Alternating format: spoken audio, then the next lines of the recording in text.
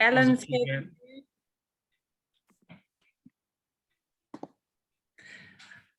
Okay, friends, it's 1 minute to start. And just to let you know that we have got multiple load shedding in South Africa. I'm about to go off in 1 minute. So if I vanish, I will be back in another minute once my battery kicks in. But just to help everyone, because all of us are experiencing some internet connection issues, if we could ask you to please mute your mics. Mute your mics, please. And turn your video off if you don't mind until I open for discussion. That would be much appreciated. Hello, Beth. So glad you're with us too. How's it, Glenn? So many good people on the call. Hello, Paula. All right, so my sister is currently doing the hosting, so she might mute you. Please don't be offended, but it's just so that the speakers don't get interrupted.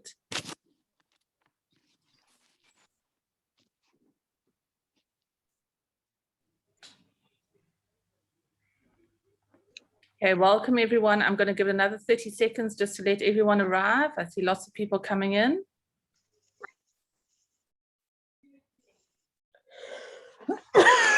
Recording in progress. Okay, welcome friends. I have just gone into load shedding now, but luckily the connection's still holding. Please could I ask everyone to just mute their mics?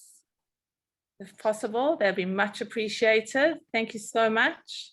We did want to keep this a friendly atmosphere because, of course, if Bill was with us, it would be in a much more intimate setting where we'd all get to see each other. So we're going to do our best working with this.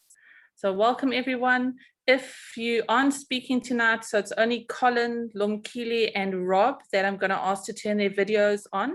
If you could please turn off your mic and your video, that would be much appreciated.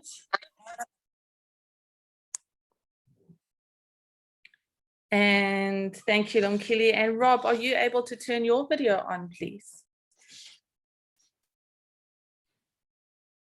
Great, thank you. All right, then I'm going to officially start.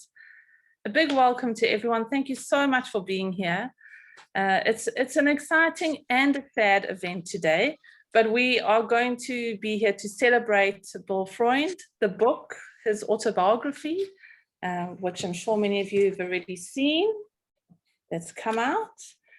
But tonight really is also about celebrating Bill the scholar and his contribution to all of our learning and to South African and international scholarship.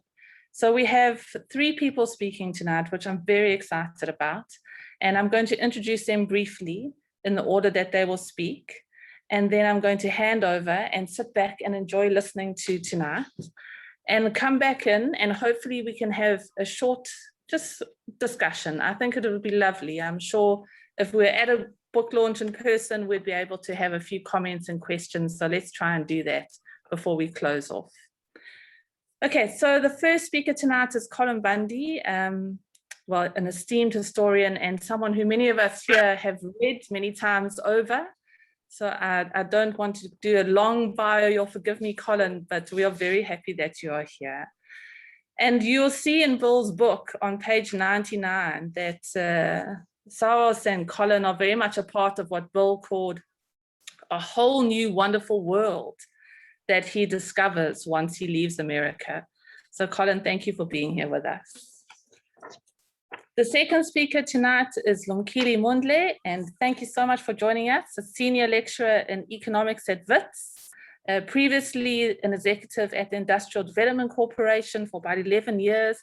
And Lumkile, you know, we're happy to have you here tonight because I know you engage a lot with Bill's work and also with Vishnu's work.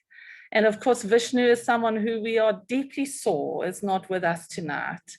And so he too is with us in spirit, I think, as we celebrate the book. So thank you for being here. And the last speaker is Robert Morrell. I will introduce you formally, Rob, Director of the Next Generation Professoriate in the Office of the Vice Chancellor at UCT. But Rob really was a close friend of Bill's, and I think many of us just want to say a very, very big thank you personally, Rob, because he very graciously and kindly agreed to take this book and see it through to completion. And that's not a small job. And in many ways, it's a great act of love and friendship. So Rob, thank you so much for being here with us tonight. All right, everyone, without further ado, I think that three of us can turn off our videos, and Colin, I'm going to hand over to you. Ira, thanks very much indeed. And greetings to all of those of you who've joined, and many old friends amongst your numbers. Any posthumous book launch must be tinged with sadness. But for me, there's a particular poignancy in Bill Freund's absence here today. For Bill was perhaps the most bookish person I've ever met. When he was 6, he writes, and I'm quoting, "I picked up reading very rapidly, quickly acquired a huge vocabulary. When I started to be the one reading the books out loud, my parents demurred and let me get on with what I have done ever since my life long." And then at his bar mitzvah, when he was 13 or 14, Bill asked for and received the Encyclopedia Britannica as a gift. And for the rest of his life, Bill read books voraciously, appreciatively, and critically. And scattered throughout the autobiography, Bill confirms how important the world of books was to him. And he comments here and there and other places in the book, he comments on what he was reading at the time and how these influenced him. Here he is on his undergraduate days at Chicago. And again, I'm quoting. "It was important to me later as a teacher to have had to explore all the classics firsthand. A lot of Freud, Durkheim and Weber, of Adam Smith, the Reverend Malthus, David Ricardo and John Stuart Mill, of Thucydides, Aristotle and Plato, of Galileo and Darwin. I also, through reading, got at least a primitive sense of how to talk about art, architecture and music, as well as literature." As an academic, Bill read books and he reviewed books. Few Africanists have written as many book reviews as Bill, and they were consistently thoughtful, fair-minded, and well-crafted. And of course, he wrote books. And I think of his flat in Durban with its glorious view. And it was a living space defined by the African artwork on his walls, his large and eclectic music collection, and those teeming bookshelves.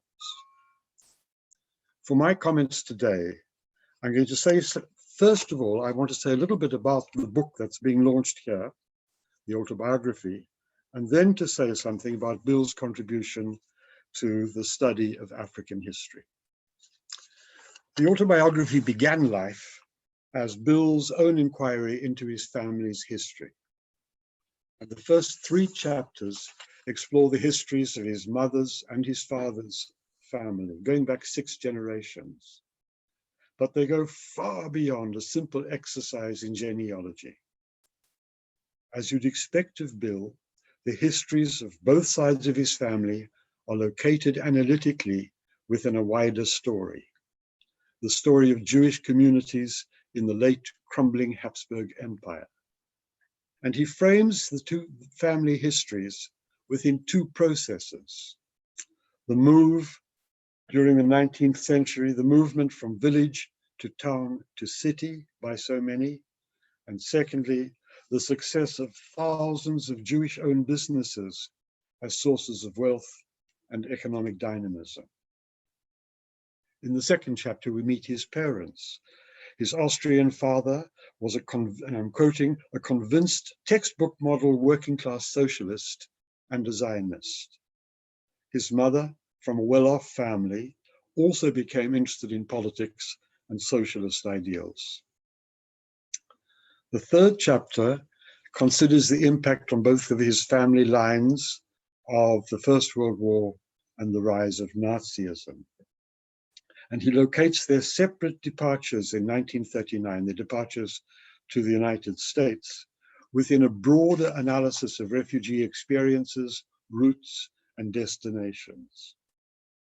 His mother and father met at a function in Chicago for refugees.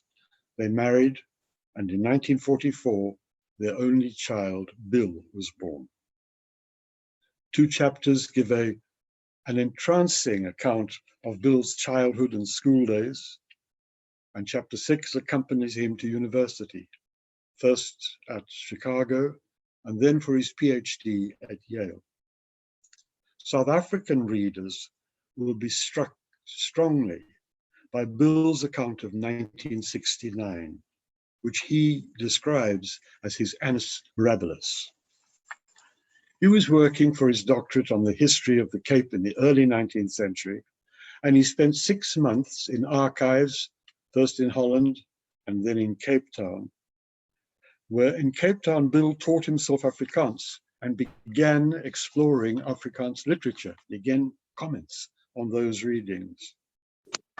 He then underwent a crucially important 6 months in Britain, months, he writes, that had the biggest long-term consequence. For his visit coincided exactly with the launch of Schule Marx's famous seminar, which for Bill, and again I'm quoting, would prove to be a life-transforming experience, unquote. It saw him form important friendships with South African expatriates like Martin Legassic, Dave Hempson, Gavin Williams, Stan Trapedo, and others. But more broadly, Bill was seized intellectually by the radical or revisionist historical scholarship of those days, work that looked far more closely at material and economic factors in the writing of what we would call social history. Sorry? You just mentioned Bundy. Can I continue? And it was that experience, and Kyra quoted it, that he summed up as this was a whole new wonderful world. However, Bill's PhD did not lead to a tenured position at an American university, and instead he spent a peripatetic and precarious decade and a half in a series of temporary jobs. The longest he spent in one place was 4 years at Ahmadu Bello University in Nigeria, where he wrote his first book, Capital and Labor in the Nigerian Tin Mines. And that book drew directly upon his own involvement with the radical historical scholarship coming out of South Africans. His approach, he writes, was consciously modeled on Charles van Onselen's Chibaro. It was an attempt to insert political economy into the history of mining. It was also during his sojourn in Nigeria, and Bob Shenton is here tonight, and Bill credits him for this, that Bill became more at home, I'm quoting, more at home with Marxist concepts and language. This became my intellectual home, unquote. And these new intellectual moorings were central to his next book, and the one for which he is still best known, The Making of Contemporary Africa. Its key themes were broad social and economic developments, the relationship of Africa, African social forces to outside interventions, and the interplay of classes within Africa. It wasn't until 1984 that Bill was to return to South Africa. He moved from a teaching spell in Cape Town to a research appointment at Wits. And then in February 1985, he was appointed as head of the new Department of Economic History at the University of Natal, as it then was, in Durban. And that move was lasting and fulfilling for Bill, both professionally and personally. During his Durban years, Bill wrote 4 more monographs, 2 more of which, like The Making, were major works of synthesis, The African Worker and The African City. The third, a study of the Indian working class in Durban, and the fourth, a sweeping reinterpretation of 20th century South African history. During these years, he also published 50 articles and chapters, and was a founding editor with Mike Morris and Gerrie Moreau of transformation. I have no idea of how many books he reviewed during those years, but whatever the total is, it includes 35 books reviewed in transformation alone.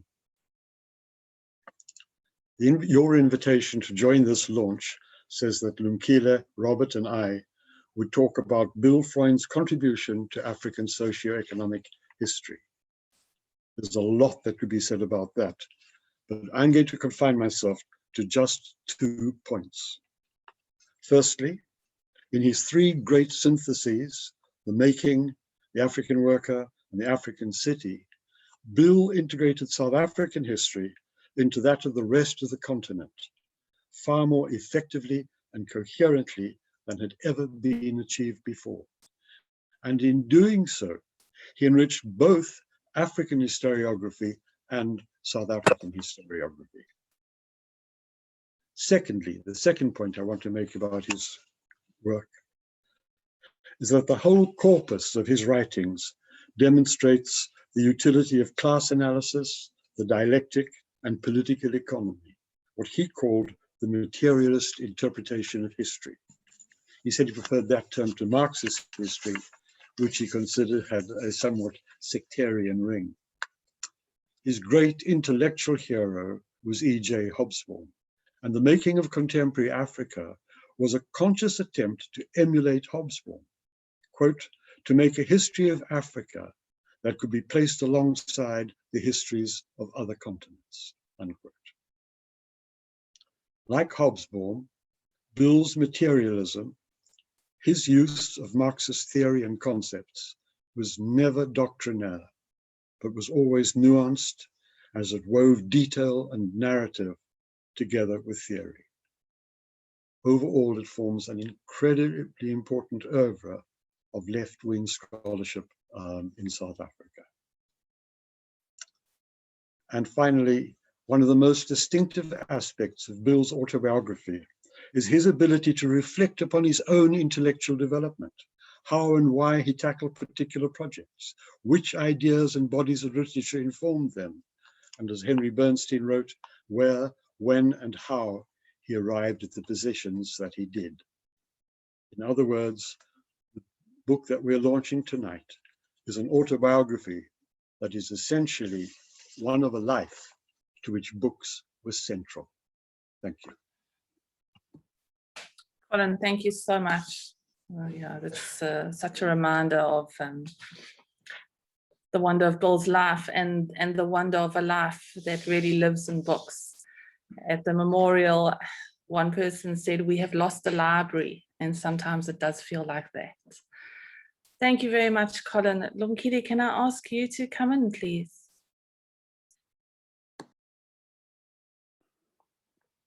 Good evening, everyone. On Monday, 17 August 2020, Bill Freund died in Durban.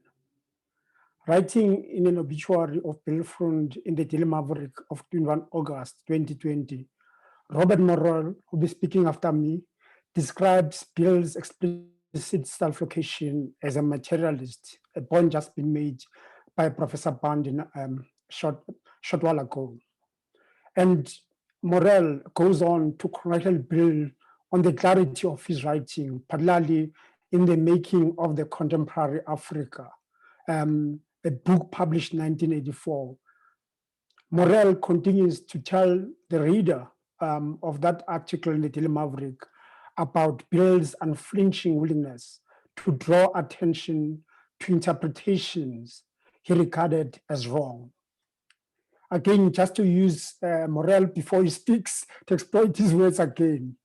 In Morrell's words, talking about Bill's in the obituary, he says it is the combative work critical of his Africanist and Dependistas predecessors alike.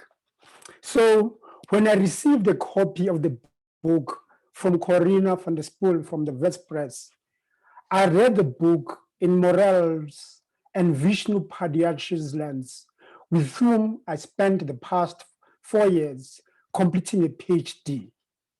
Bill had repeatedly disrupted some of our consultations, phoning Vishnu periodically.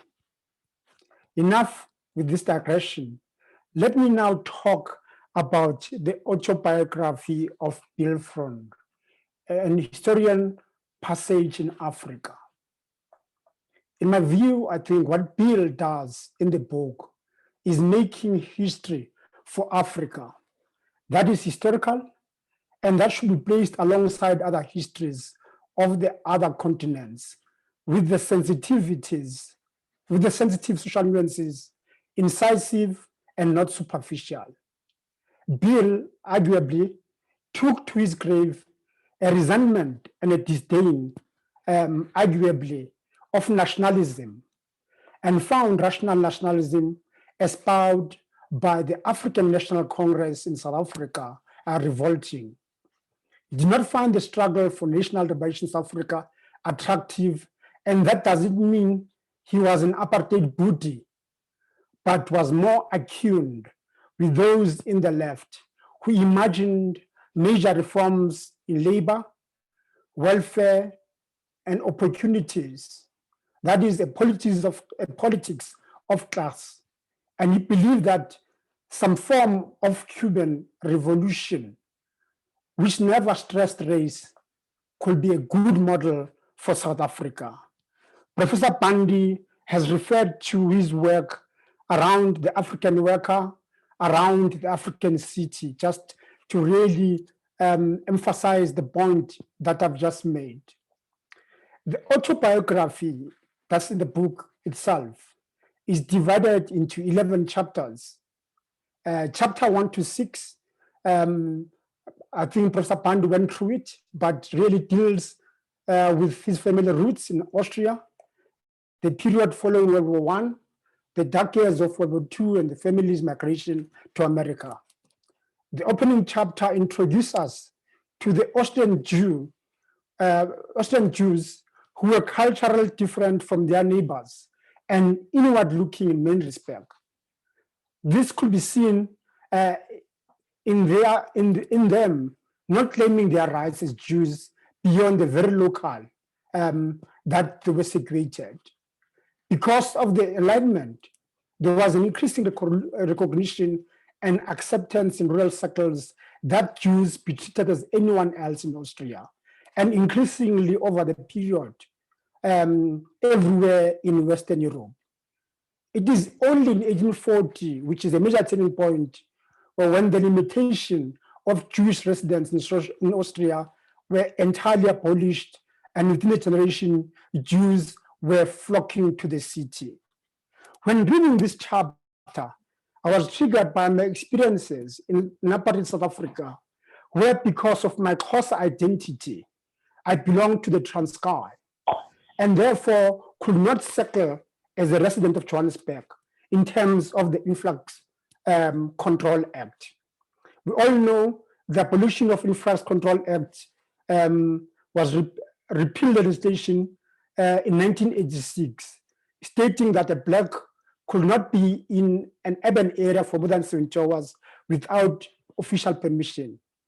Statutory power to forcibly remove Black communities was also repealed in 1986. Therefore, Bill's narration in this chapter of the Jewish experiences and the South African Black experiences provoked a number of questions for me on Bill's rejection of racial identities, and later on the racial character of the South African capitalism, and the need for national liberation as a mobilization tool in the fight against apartheid.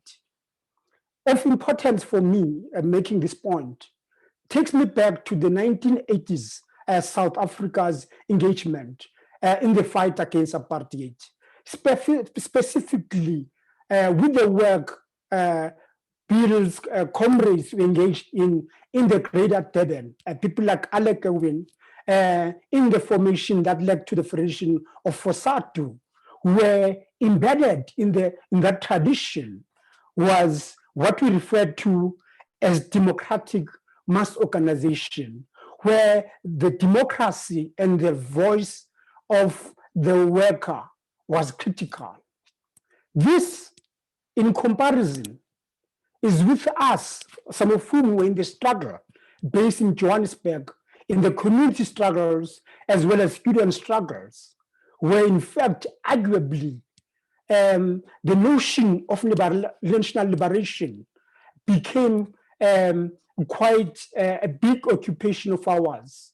Therefore, the two tendencies that prevailed in that period, in the 1980s, of what we called workerists, those that believe in democratic mass organization and the voice of ordinary workers, and those of us who believed that the struggle had to be won now, and the struggle had to be about national liberation, prevailed by the late 1980s, particularly in 1987. So therefore, when I read Bill's work around the Jewish experiences and his work in Durban, the city, as well as with the left, that working liberation movement, those ideas that were prevalent in the 80s and the debates of the 80s between what we call the workerist and populist part of the progressive movement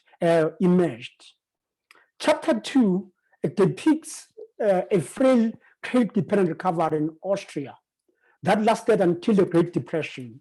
This chapter highlights the difficulties of emerging modernity in a context of more losers than winners. This is a period that's very similar to the current South African situation in a different space, time, and context. The occupation of Austria by the Germans and the hatred of Jews led in the period in the late 1930s, led to an exodus, particularly of those Jews that were privileged, as Bill narrates in this chapter. Bill tells us that the popular countries of destination were the United Kingdom and the United States of America. According to Bill, this was highly desirable. And in chapter 3, Bill then reflects on the mythology of the golden land of the West, where all comes right. Arguably, South Africa, given its exclusion of the Black majority, whether it's the Bantu Labor Act of 1964, number 67, which prohibited Africans from seeking work in towns, or employers from taking them on unless they were channeled through the State Labor Bureau. The Industrial Conciliation Act of 1924, also known as Job Reservation Act, which expressly excluded Black employees from the definition of an employee. These arguably made South Africa to many whites of European origin much more attractive, a la the US that Bill so much described, a mythology of a golden land, now of the South in the American version. So what I'm saying is that only white and colored workers were permitted to form and join registered union in the period before the Vienna Commission, meaning basically that South Africa before 1996 probably had conjured some of those characteristics that Bill narrates about the Jews who were moving away to greener pastures. And if I quote Bill, which for me in the book, it touched the nerve. So let me quote one part where Bill talks about the discussion that was having in chapter 3 with his parents. And I quote, "My own parents talked a great deal to me about their last days as Europeans under Nazi rule, but they never talked about or sought to learn about what to those who could not get away and were sent into this unforgiving hell." Bill wanted this chapter, arguably, to be memorial to those who died. So again, in reading this book and being a South African, I had thoughts about how so many in South Africa, black and white, of my age, were today all suddenly against apartheid and refuse to acknowledge their role in collaboration or in enforcing apartheid regulation, be it eating or not eating together with their black counterparts, or not selling out their brothers and sisters in the case of blacks. Chapters 4 and 6 in the book are about Bill's life growing up in America, his adolescence years, university education. I think Professor Bundy touched upon quite a lot of that. And chapters 7 up to 11 are arguably about the Bill that most of us know. So let me get into that quickly. So, as I explained earlier, that my reading this book was informed by Morrell's obituary, but more importantly also through Vishnu, whom I earlier on I'd explained that I read the book through these two scholars' lenses. The international location was very important to Bill, particularly of him being an African and having this experience that it described from chapter 1 to chapter 5, and eventually settling and becoming African and looking at the world internationally as we understand it. Part of Bill's work, which has impacted on Vishnu and many of us who spend time with them, is also the importance of institution. Here we see that work being written by Vishnu, supervised by Bill, and in Vishnu's work around the South Africa and the World Bank and the IMF in the period before 1994. But even that work, clearly it is located around a critique of how neoclassical economists look at its institutions, and also pushes away the dependentistas that Morrell talks about when he reviews Bill in the obituary. But more importantly for me, again, it brings back the common thread of Bill's work around his rejection of racial capitalism. Even though, as Professor Bundy did highlight, that his contact at a beach in Muizenberg with two Jewish women who are unknown to him, but only concluded that Jewish on hearing and understanding the language they're speaking, which was Yiddish, as well as the Afrikaans adoption by Bill and the critical analysis that Professor Bundy talked to, was really revealing. What I still struggle with, which if you are still around, was the notion of racial capitalism, particularly when so many of us are trying to understand how the South African capitalism has thrived and yet struggled and found itself in a crisis that it is in today. Here, some of you who were lucky to be in a seminar early this week might have listened to Shadri, who was also dealing with the issue of racial capitalism and how Black scholars, particularly Black Marxist scholars like Robinson, are trying to navigate the issue of racial capitalism, trying to really understand capitalism from a Black lens, if there's anything of such. So therefore, the issue of identity, I think, is an issue that, given Bill being a materialist, stood very uncomfortable with him. You see him, how he interacts and eventually leaves Nigeria as nationalism grows there. And his experiences, of course, under Mukhoba at the University of Natal.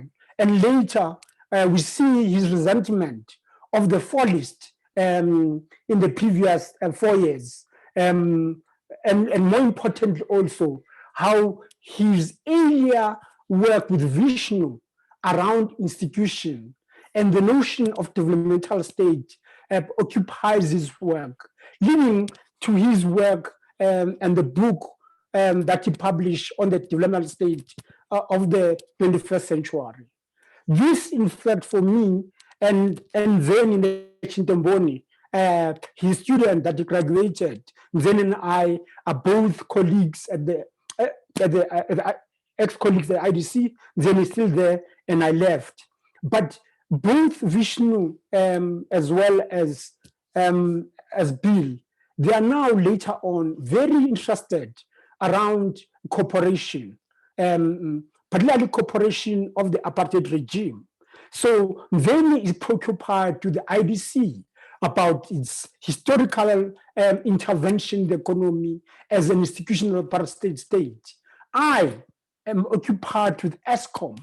So you can see both these scholars in their later years, they are now moving forward to bring back conclusively their understanding in Vishnu's work of the political economy of South Africa, for Bill of situating African historiography within the global sense, and therefore in doing so, giving us emerging scholars who are indigenous Black South African to get into scholarship and learn some of the capabilities that they shared. Unfortunately, both of them didn't give so much that they're willing to give us. And we look up to Robert Morrell to continue the work that he's doing around building African scholarship so that you can be able to replicate the Vishnus, the Bill Freunds that Bill was so committed to. Thank you so much. Lumkile, thank you so much. Just also thank you for the reminder, of course, of how political personal stories are, but also how much we learn about politics through reading a critical personal narrative that Bill has left us. Thanks. I'm going to hand over to Rob. Rob, to you. Good evening, everybody. It feels like I'm in an old party with lots of old friends, which is, I think, a real privilege, unusual. The new technology allows us to come together like this. A few thank yous first, obviously to Wits University Press for making this book possible, particularly to Veronica, Corina for putting together the launch, and for all the people, Kira foremost amongst them, who've been part of bringing this book to fruition. I'm not going to mention names because I'm sure I'll forget people. Apart from those words, I suppose Corina asked me where would I like to speak. So I said I'd like to speak last. And I find myself speaking last after two magnificent summaries and engagements with the book. In a way, this gives me some freedom to say some other things, which I wanted to say anyway. But thank you, Colin and Lumkile, for doing such a great job in covering the book as you've done. It's a rich book, and I do recommend it to you. I suppose I wanted to proceed, here's Bill, as though I was in a room with Bill and talking to him about the book that he has written. So I suppose I'm inviting some conversation because Bill unfortunately won't be able to comment and disagree with some of the things I'll say, but I'm sure there are lots of you who would like to chip in. So I'm hoping that I won't speak for very long to allow us a little bit more time for those of you who are attending from around the world. It's an astonishing array of people who are here to have a chance to say a few things. I want to focus on the Durban years. Lumkile has done a great job in introducing some of the things that I've already said about those years, but maybe a recap's important, that as Colin described, Bill was a nomadic academic until 1985, when he arrived in Durban as professor of economic history, a very small discipline, a much larger arrived, not only foundation to build on, but he also arrived at a time of national ferment, and shortly to culminate in a state of emergency in the Eastern Cape, and then elaborated in 1986 nationwide. I think it's important to remember that context, because of course it shaped all of us who lived through those years, and it shaped Bill in a very particular way, which he describes in the book, in his relationship with the economic trends group, with the unions more generally, with the UDF, not officially. So Bill was in a way both an insider and an outsider to Durban and to the struggle that was unfolding in Durban in those years. He was an insider because he believed in social justice. He believed in worker struggles. He saw very clearly the oppressive nature of apartheid, but he was an outsider because he wasn't a South African. So he came at issues in a slightly different way, with, I'd say, more distance, less emotion. And that, I think, you find in what I will call a slightly dispassionate mode of writing. It's a very scholarly mode. So it illuminates, but it doesn't carry a lot of heat. And I think for many of us who grew up in those times, we still bring quite a lot of emotion to our writings about South Africa. What Bill brought with him to Durban and the University of Natal, as it was an unusual connection with Africa. South African academics, for the most part, those who were in South African universities, were quite cut off from the rest of the continent. The objection made very powerfully by Bundy of exceptionalism, I think, is very true, that those of us living in the pressure cooker didn't find it easy to look beyond. And what Bill allowed us to do was vicariously to engage with a lot of different African contexts, which he steadily grew during his period as a academic in the University of Natal, attracting a lot of continental African postgraduate students. And later, I think the same occurred when he began to work at Wits. So that, for me, was a great gift. And it's difficult to think of many people who could have done it or who could have done it better. And with his book, his 1984, The Making of Contemporary Africa, he brought this broader lens, which I think, in my case, at any rate, allowed me to think critically about my own views about apartheid, to see them more comparatively, and hopefully in time to get a slightly more objective view of these things. Bill also brought incredible energy, as Colin has said. Bill was about books, and he read with unbelievable speed. Really quite remarkable skill, which can be traced back to his early childhood even. But he brought that skill also to bear in publishing, and with Mike Morris and Jerry Marais, and later with Vishnu, he found a transformation. a journal that still exists. Really quite an amazing achievement for an independent left journal to be founded under a state of emergency. I mean, I think we can dwell on that a little bit. It was a time of great repression. You will recall that in libraries, many South African libraries, there was a locked cupboard, books that you weren't allowed to access.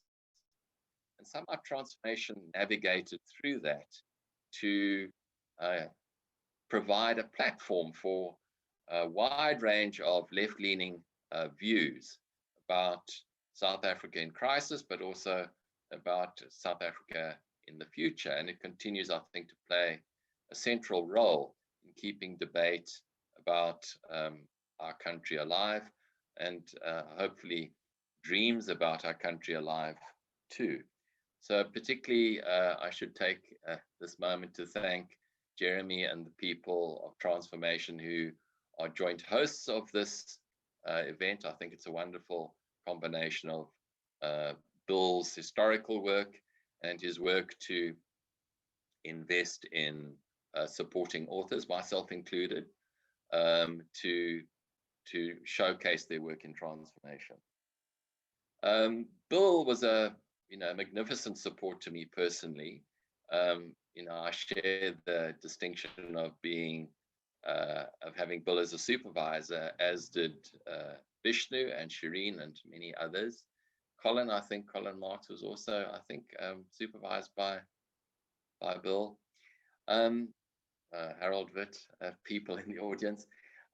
So I had firsthand experience of Bill's ability to give advice, to pick up detail, to refer you to a great many authors that you might otherwise not have encountered.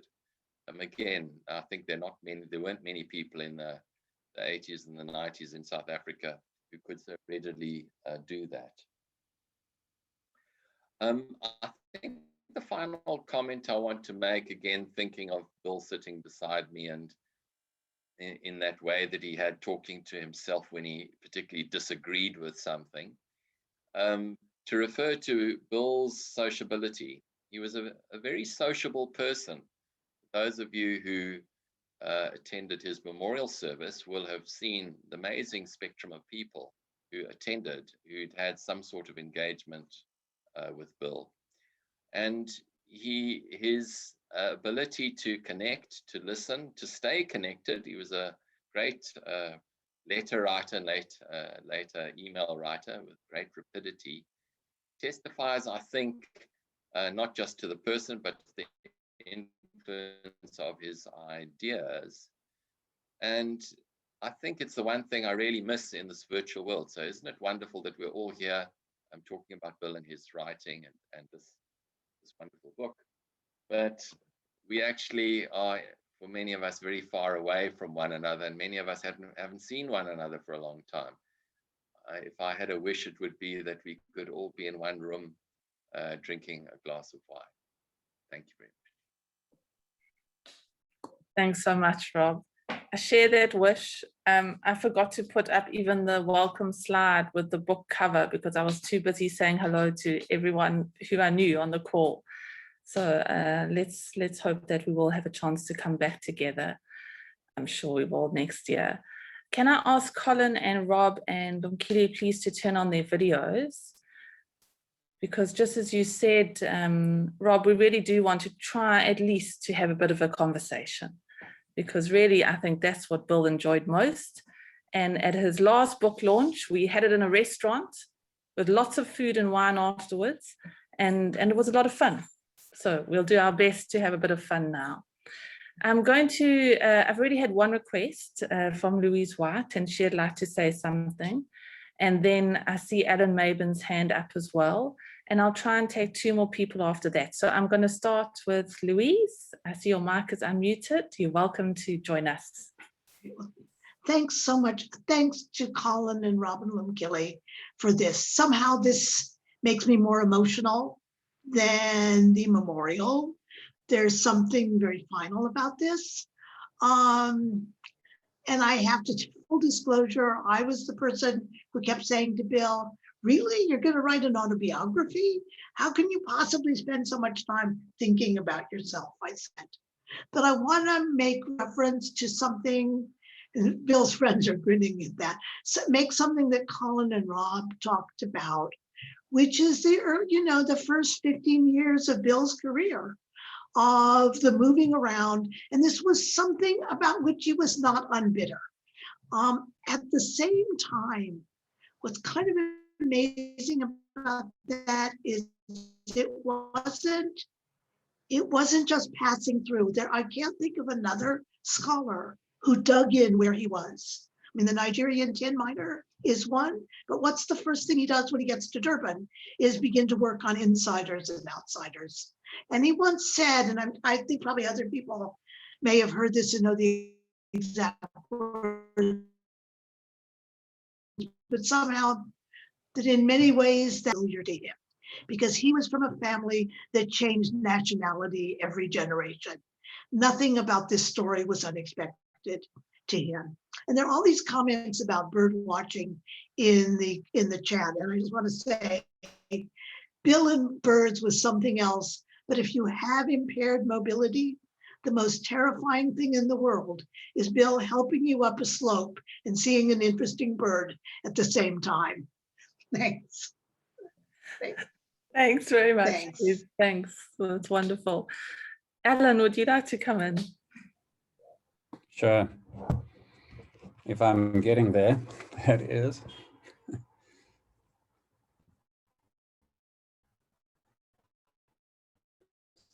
That working? Yeah, Yes. I want to refer back to the book particularly. I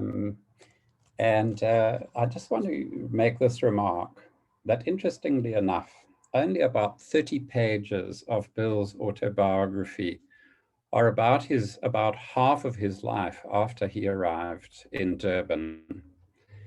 And in a sense, that part of the book is very compressed. And, a lot of people he was close to aren't even mentioned because that part of the book is actually so compressed. And in a way, the parts of the book that I think people find, anyone, of course, who knew Bill in Durban is going to want to read those pages, but I think people will also find the most rewarding parts of the book to read are the first third or more of the book about his, as well as the wonderful things that occurred to his family. And then Louise has already referred to this, but the pages that deal with his life in Nigeria and the shorter part that deals with his life in Dar es Salaam and his other experiences in Africa, I think people will find quite remarkable to engage with over the periods of these massive changes that have taken place in African societies. And Bill had a knack for capturing the nature of those changes, not only in a broad economically structural way, if you like, but also in terms of culture and daily life, which is quite an extraordinary contribution and which comes through more strongly in the autobiography perhaps than in his other texts. But the last point I'd like to make is something that most of you who know me would not be surprised at all, because since I drew people together who persuaded Bill to move to Durban in 1985, he writes in the book, he says, some of my post-millennial publications have been directly concerned with South African, and he might have said African political economy, but a lot have been focused on urban history.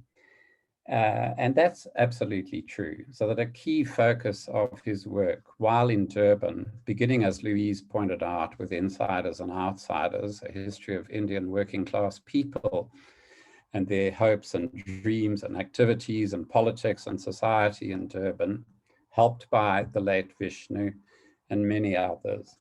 He then continued to develop an enormous focus on urban life, which came in many respects through the prism of life in Durban, as well as his knowledge of so many other cities on several continents. And I want to finish by saying Bill never lost sight of the politics. He never thought of himself as a major political actor, But reading the book, one will find those references to the politics. And I'm going to post in the chat something that, I'm not going to read it, but something that he said in Paris, which was published in a conference collection about 6 or 7 years ago, if I remember correctly. And I think if you read that sentence, you'll see that Bill's ambitions for the future and his sense of what was required in progressive politics comes through, and it shines through in the autobiography as well. Thank you so much to everybody involved in making the book happen and in making this event happen as well. Thank you. Oh, thank you, Alan. I totally agree with you after reading the book. I must say that, you know, I can't say I knew Bill very well for many years, because when I met Bill, I was a child and I remember swimming in his swimming pool at his house. But it's only over the last few years that I've really got to know Bill very well. And reading this book made me do some, at night in bed, just some really deep smiles. It felt so familiar, and yet there were a few things which I didn't know. And if you haven't read it, I could recommend it. Really, it was wonderful to read his story. Is there anyone else who would like to say something or share something or ask a question? Yes, Bob, I saw your hand up. You're welcome to unmute yourself. I'm now unmuted, I expect. Yes, we can hear you. All right. And see you. Comments about what I know about intellectual influences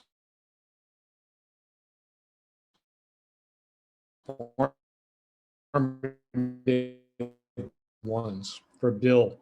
Talking about the 10 Minds book. So that's one thing.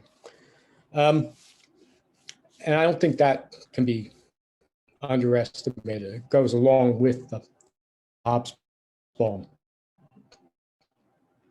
The other thing is that, you know, the comment about crises in South Africa, you have to remember, before he got there, I mean, he'd been through 2 coups d'etats in Nigeria.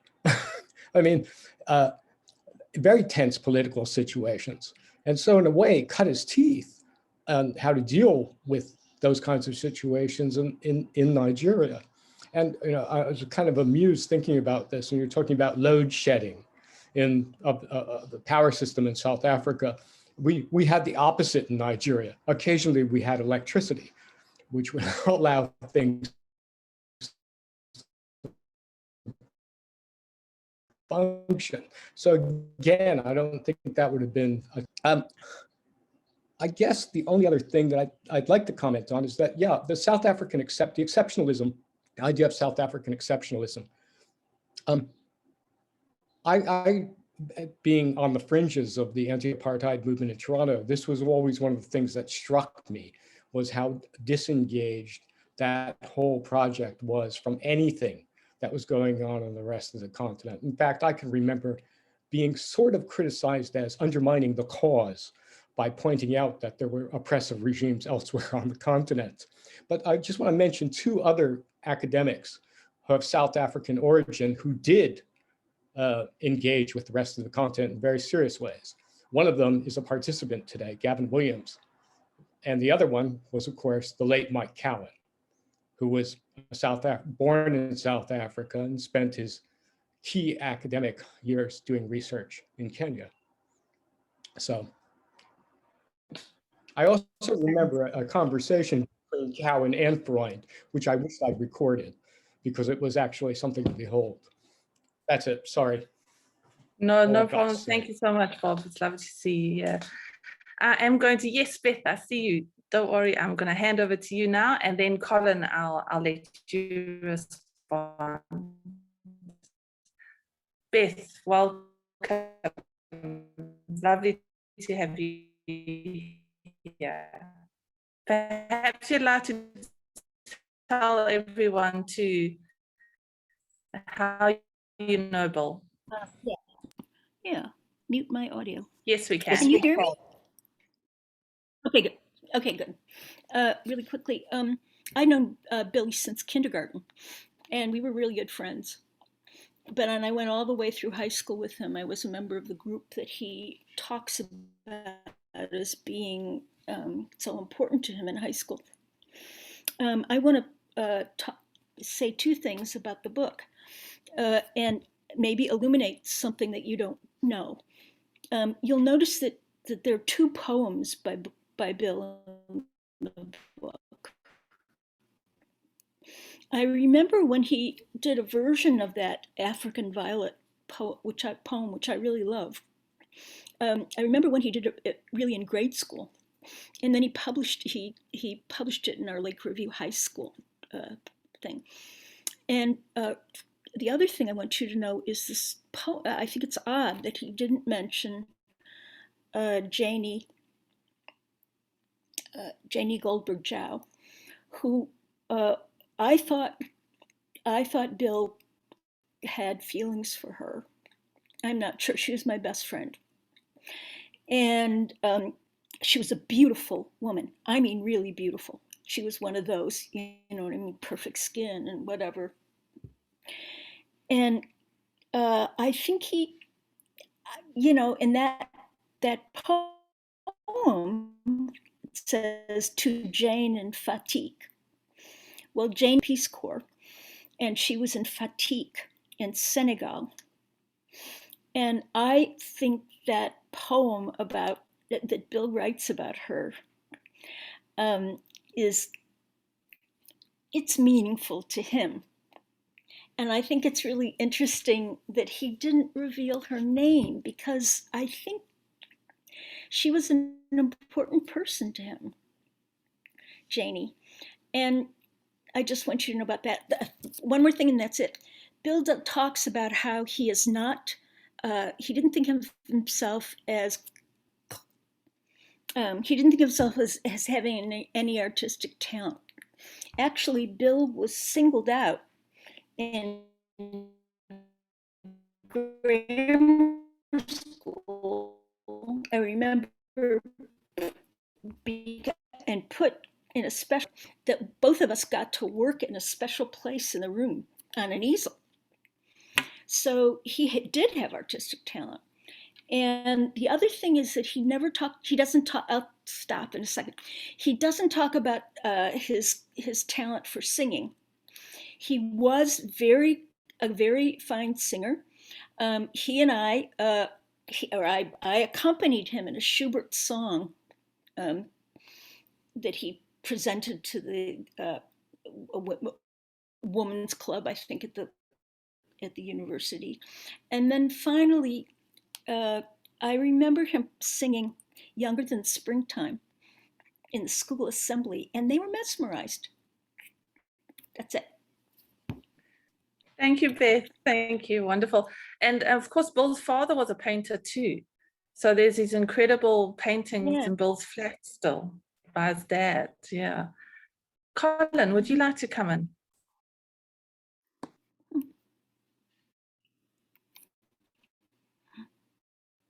Am I audible? Am I audible? Good. Yes, I just want to respond very briefly to a couple of comments that have been made. Firstly, Bob Shenton mentioned the use that Bill made of E.P. Thompson. And actually, there's a larger point there, which I just want to touch on, that both in his writings on Africa, the synthetic works, and his writings in South Africa, Bill consciously tried to draw on other literatures, to enrich and refresh, and to bring a kind of comparative edge to what he wrote. And I think it's a very, very significant thing about his writing that I didn't mention earlier. Secondly, I'd like to just pick up on Alan's comment about the brevity, the relative brevity of the Durban chapter in terms of Bill's life as a whole. It is actually very conspicuous when one reads the book. And I've no idea why. I mean, Robert Morrell might know whether Bill was simply exhausted with the project at that point, or whether he felt reticent about years that, that might have said much more about his private life. I don't know. But everywhere else that he spent any time in, his personal reminiscences are located within vivid sociological and political readings. Nigeria, Tanzania, Mrs. Thatcher's Britain, the counterculture in the 60s, New York, etc. And that's absent in the Durban chapter. This is not meant to be negative. It's not a negative comment. It's a comment that if Bill could only have been with us tonight, I'd have raised with him. And I can only wonder how he'd have replied with that scrupulous self-awareness and rigorous intellectual honesty. Thanks very much.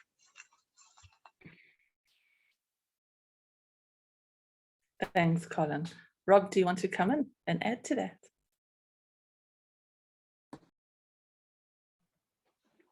Well, I can only speculate, and certainly not disagree with this.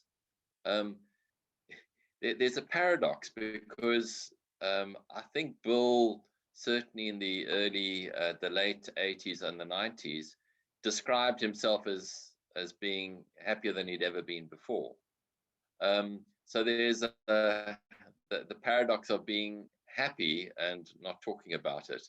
And maybe there's something psychological quite interesting there, that people readily write about misery rather than happiness. But I really don't know, because there are the other explanations that he wrote about these things through Durban Vortex and his various other writings about Durban. I mean, a lot of his writing was about Durban, particularly with Vishnu, but also with Harold. That would be another possibility. But he and I never discussed that particularly. We did discuss his book, but not that particular element. I felt when he spoke about his family history, I was learning a whole lot of stuff I never knew about Bill. So I wasn't curious so much about the stuff I knew about, rather curious about how he unfolded the pages of a book about his life all the way through until Nigeria, in fact. But I'm sure there are lots of people who are on this at this launch who can shed more light on this. Thanks, Rob. I think we have room for at least maybe one more question if anyone has something that they'd like to add. Otherwise, if we're all feeling happy, that's fantastic. It would be about the time where we go to the snacks and the wine, but we'll have to do that at home by ourselves and pretend that we're together. So then, Lumkile, have you got anything that you'd love to just end with, and then we can close up?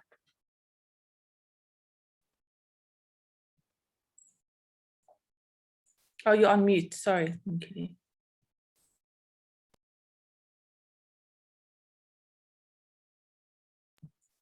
It's still on mute. Audio. Oh, there you go. Now we can hear you. So Okay. I think for me, as an emerging scholar, Zeni, and many others who have participated in the post-94 democracy and want to enter the knowledge space and engage with our history, particularly the history of corporations that we've lost two giants, 2 years in succession, both Vishnu as well as Bill. And I think as I sit here, I just imagine how different it will be as both of them had committed themselves to working harder in bringing Black scholars and developing Black scholars, which are so important for them to have a voice about their experiences and contribute as we try to understand our history, our economic history, the history of the corporation. And thank you so much for inviting me to participate in this book launch, and good evening. Thank you. Thank you so much to Colin, to Robert, to Lumkile, to you all really for being here. It's been wonderful. You're most welcome to turn on your video and we can all give each other a wave goodbye and see how long the Zoom holds before it crashes. But thanks very much, everyone. Wherever you are in the world, take care and enjoy the rest of the morning, afternoon, or evening.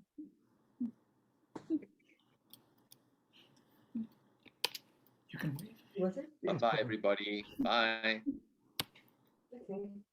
Cheers. Thank you, Oh, Kira. so many people here. Mark Hunter, hello. All the way from Canada. What a great evening. Thank Cheers. you. Kira. Thank you, Kira. Thanks, everybody. Thanks, Kira. Thanks, everybody. Thanks, everybody. Thanks, Kira. It was great. Nancy, hi there.